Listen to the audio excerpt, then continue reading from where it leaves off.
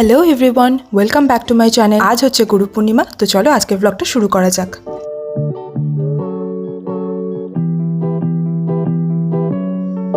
আজ হচ্ছে রবিবার, এখন সকাল 8:30 মতন বাজে। সকাল সকাল আজকে স্নানটা হয়ে গেছে। আমাদের বাড়ির খুব কাছেই একটা মঠ আছে। আমাদের সবার দীক্ষা হয়ে যাওয়ার পর থেকেই এই গুরু পূর্ণিমার দিন আমরা ওই মঠে যাই। তারাপীঠ থেকে এসে আমার শরীর খুব খারাপ হয়ে গিয়েছিল। শুধু আমার একার নয়, আমার সাথে মা আর ভাইয়েরও শরীরটা খারাপ হয়ে গিয়েছিল। আমি এখানে আইলাইনার দিয়ে ছোট্ট একটা টিপ পরেছি আর লিপস্টিক লাগিয়ে নিচ্ছি। মঠে যাওয়ার জন্য আমি এখন রেডি।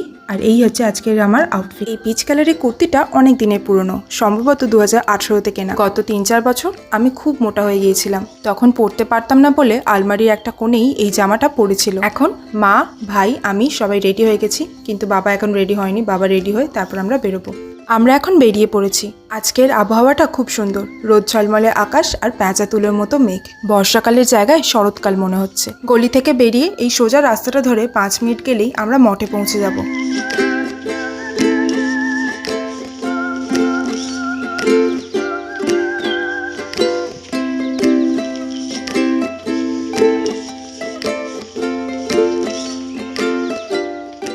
আমরা এখন মঠে পৌঁছে গেছি। আমি আর ভাই আগে এসে মঠের বাইরে দাঁড়িয়েছিলাম। তারপর মা বাপি মিষ্টি কিনে আনলো, তারপর আমরা মঠের ভেতরে ঢুকলাম। প্রতি বছর গুরু পূর্ণিমাতে মঠটা এইভাবে সাজানো হয়। ভেতরে ঢুকেই নজর কাড়লো এই তুলসী মঞ্চটা। খুব সুন্দরভাবে ফুল দিয়ে এটা সাজানো হয়েছে। আর তার পাশেই ধূপবাতি দেওয়ার জন্য একটা স্ট্যান্ড করা আছে। আর তার পাশেই দেখো একটা গামলার মতো বস্তু রাখা আছে। এটাকে যে কি বলে আমি জানি না, তবে এর ভেতরে গোলাপ ফুল দিয়ে খুব সুন্দরভাবে সাজানো হয়েছে। প্রতি বছর প্রচুর লোক এখানে আসে। গুরু পূর্ণিমা উপলক্ষে এখানে অন্নভোগ খাওয়ানো হয়। আমরা 9টা নাগাদ করে এখানে এসে পৌঁছই। অন্নভোগের সমস্ত রকম রান্নাই ততক্ষণে হয়ে গেছে, শুধু এখন ভাত হওয়াটা বাকি। ওটা হয়ে গেলেই ভক্তদের তারপর খাওয়ানো শুরু হবে। মন্দিরে ও গুরু বাবাকে প্রণাম করে বেরোনোর পর আমাদের সবার হাতেই দিল এই খিচুড়ি ভোগ। পূর্ণিমা যেহেতু এখনো শেষ হয়নি, তাই আমরা খিচুড়ি ভোগটা বাড়িতে নিয়ে চলে আসবো বলে ঠিক করি। কিন্তু যেই না বেরোতে যাব তখনই এলো ঝমঝমিয়ে বৃষ্টি। তখন আমরা মঠের ভেতরে চলে এসে বৃষ্টি থামার জন্য অপেক্ষা করতে থাকি। 10-15 মিনিট বৃষ্টি হবার পর বৃষ্টি কিছুটা ধরতেই আমরা বেরিয়ে পড়ি। আসার পথে এই আখের রস দেখে দাঁড়িয়ে পড়ি।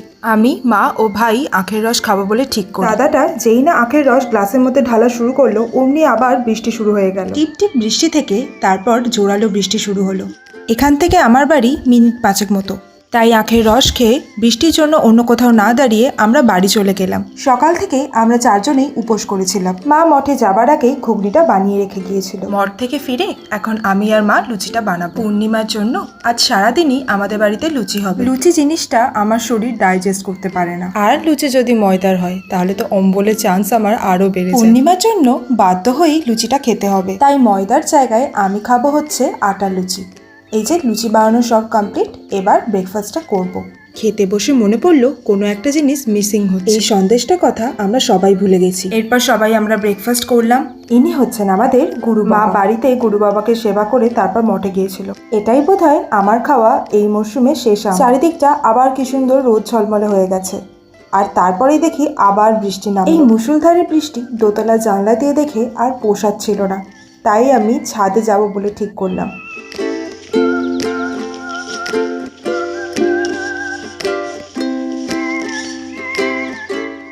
গতকাল মায়ের জন্মদিন ছিল, এই কেকটা সেই উদ্দেশ্যেই আনা হয়েছিল। তো চলো আমি কেক খাই। আর আজকের ব্লগটা এখানেই শেষ করছি। দেখা হচ্ছে তোমাদের সাথে পরের ভিডিওতে। ভিডিওটা ভালো লাগলে একটা লাইক করো, আর চ্যানেল নতুন হলে সাবস্ক্রাইব করো। দেখা হচ্ছে পরের ভিডিওতে। ওকে, বাই।